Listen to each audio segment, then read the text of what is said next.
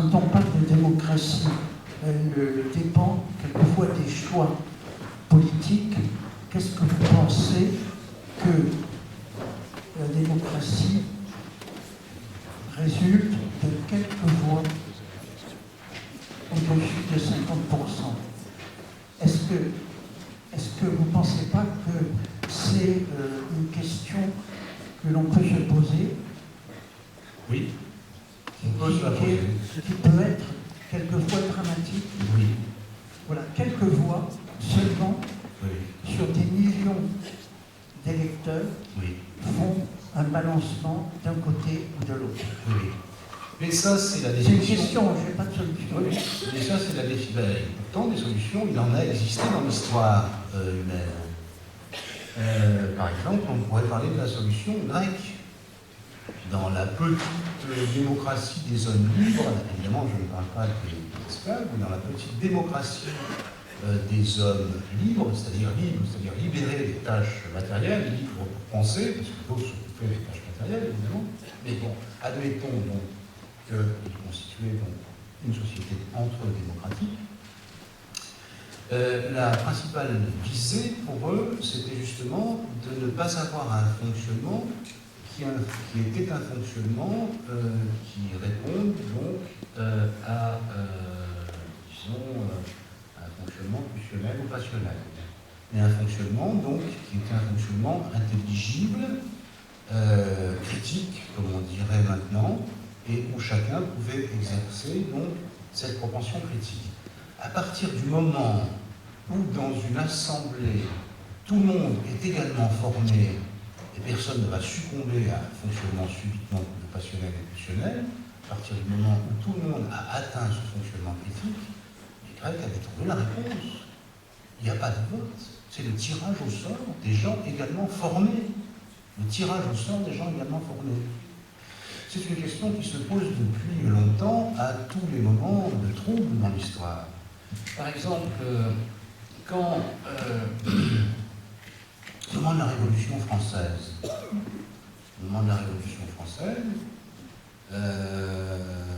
un aristocrate comme Condorcet, par exemple, s'est rallié à la Révolution française.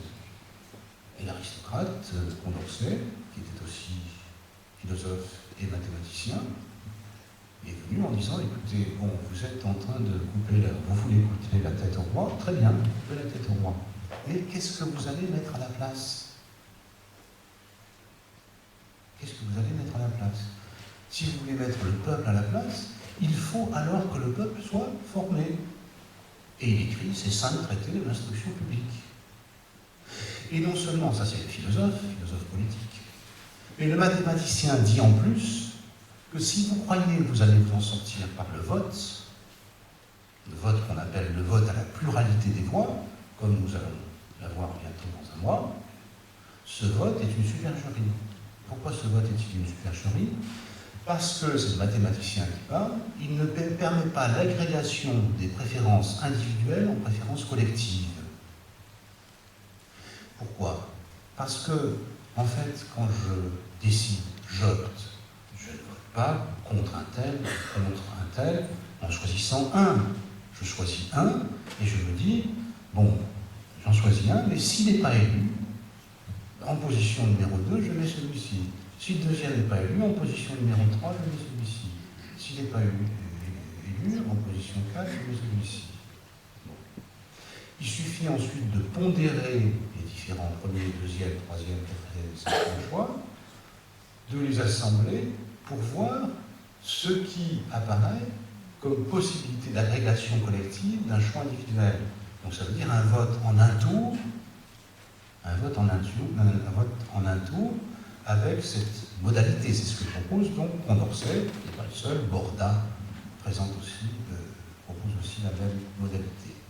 Sinon, qu'est-ce qui se passe dans un vote à la pluralité des voix? La pluralité des voix, ça veut dire que vous élisez celui qui a le plus de voix. Vous sélectionnez celui qui a le plus de voix. Comme par exemple dans l'élection présidentielle française. C'est un vote faussé. Un vote faussé. Je prends un exemple. En 2002, il y a eu une élection présidentielle en France. souvenirs sont exacts. Il y a eu une sélection de 2 candidats à partir d'un premier tour. Autant que je me souvienne, ceux qui ont été sélectionnés ont été M. Chirac et M. Le Pen. Et celui qu'on attendait, M. Jospin, n'a pas été sélectionné.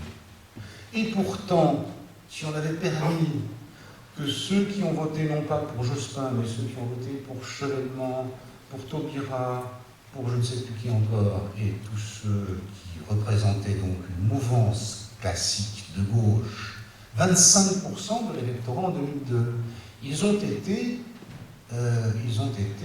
mis de côté. Et donc la sélection, en fait, s'est faite après, sur des gens, après que ces 25% aient été éjectés de l'ensemble des votants. Les choix de ces 25% ont été éjectés. On retrouve la même chose, vous allez voir que ça peut avoir des conséquences considérables, ces modalités donc, d'élection, ces modalités de vote. Par exemple, en 2001, au moment de l'élection de George Bush à la présidence des États-Unis, avec toutes les conséquences que l'on sait, les conséquences guerrières, écologiques, militaires, politiques, etc., etc.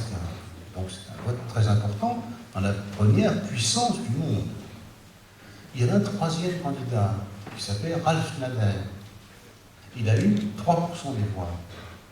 Évidemment, si les gens qui votaient pour Ralph Nader avaient pu indiquer un second choix, ils auraient probablement pu indiquer Al Gore comme second choix. Et Al Gore aurait été élu.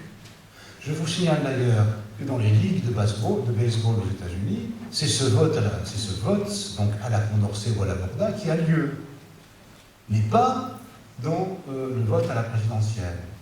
Donc il faut savoir que ces votes à la présidentielle sont faussés, et toute la campagne électorale maintenant est globalement faussée, puisqu'on cherche donc à être présent au second tour en neutralisant, éliminant une partie de l'électorat qui n'aura plus voix au chapitre et qui sera obligé ensuite de se prononcer pour des candidats qu'il n'aura pas nécessairement choisis. Donc vous voyez que ces modalités sont des modalités complexes. C'est ceci réfléchir à la démocratie qu'il faut remettre aussi à l'ordre de la discussion, et je pense qu'il n'y a pas assez de discussion sur ce point qui me semble capital.